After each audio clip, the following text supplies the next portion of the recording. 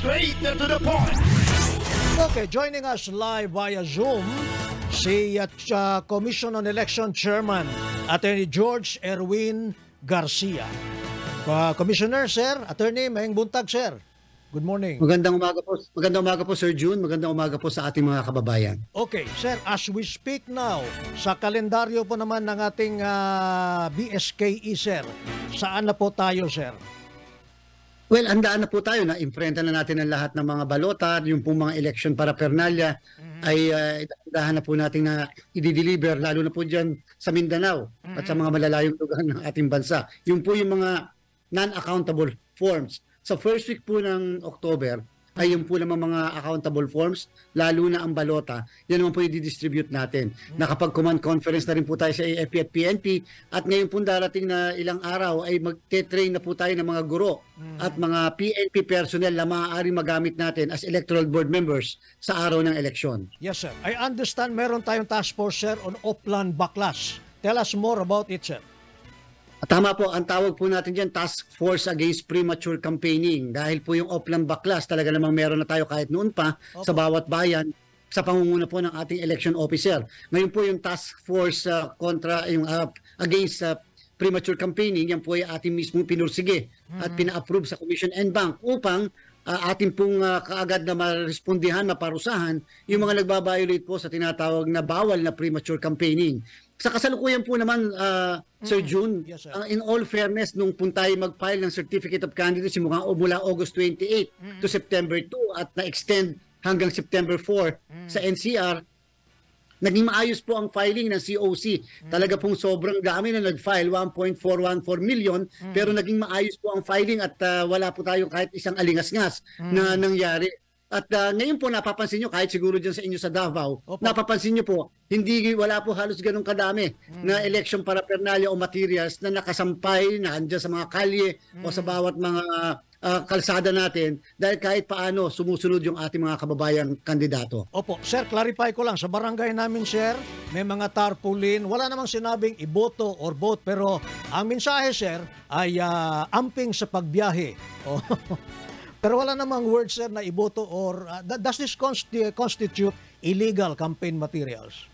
Premature campaigning po yan at yan ay yan sa kasalukuyan ay bawal pa at inuulit natin bawal. Huwag na po tayo magpakulit-kulit pa at mag-style-style na porket walang nakalagay na vote for. Kung sa akin po makakarating yan at ako ang magdidesisyon dahil di-disqualify ko mismo yung kandidato, yung papailan ko pa ng election offense na premature campaigning na may 1 hanggang 6 na taon na pagkakakulong. Sapagkat ang definition po ng campaigning, directly or indirectly influencing the voters, promoting oneself. Kung ikaw ay kandidato na ngayon, tapos pagkalaki-laki ng tarpaulin mo, kahit wala nakalagay na pangalan, huwag po tayo magpupuhan. Nangangampanya po yan. Okay.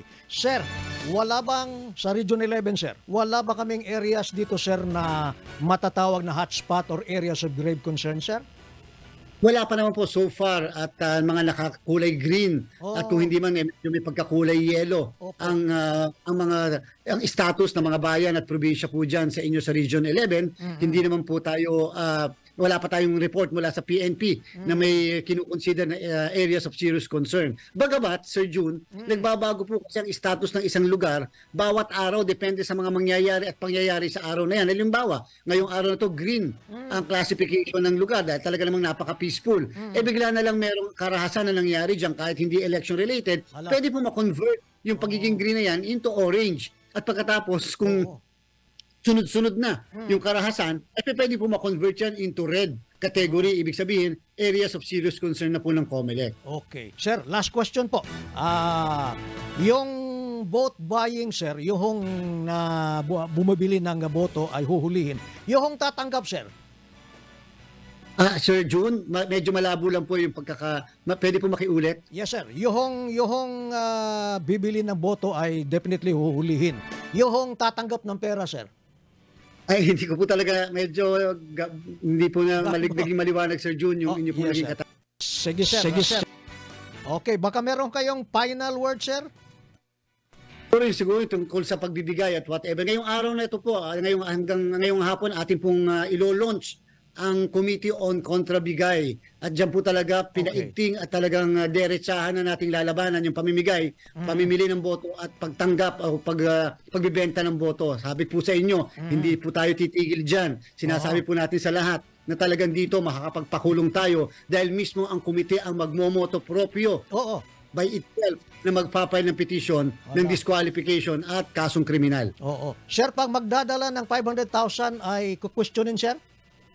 But palimang araw bago po mag-eleksyon, kung may dala-dala kang 500,000 at iba pang ebidensya. Tandaan po, Sir Jun, iba pang ebidensya, hindi dahil may dala ka lang 500,000, mali po yun at bawal po yun. Pag may dala kang 500,000, pagkatapos may dala kang mga sample ballots, pakalat-kalat ka sa barangay, yan po ay bawal at yan po ay may money ban. Subalit kung may dala kang 500,000, wala ka namang ibang dalang ebidensya, wala po tayong problema dyan, wala tayong pag-uusapan na violation tungkol dyan. Baka nga naman cashier, sir.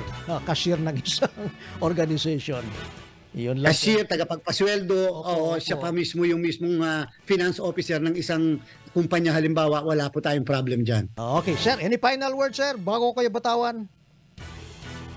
Sa ating mga kababayan, wag niyo po iboboto yung mga taong hindi po sumusunod sa patakaran. Yung ngayon pa lamang po, pinapakita na nila ang paglabag sa ating po mga batas. Ano po ang ating aasahan sa mga kandidatong yan na hindi sumusunod sa batas? Di lalo na po kapag tayo yung mga yan ay nanalo na at nagsilpi na sa inyo. Lalo po nila ibabiolate kahit yung ating mga karapatan. Maraming salamat po. Salamat, sir. Thank you very much, sir. Maying buntag. Attorney George Erwin Garcia, Commissioner, Chairman, Commission on Elections, mga bay. Isyu, Kulong Kabildo, sa straight na to the point.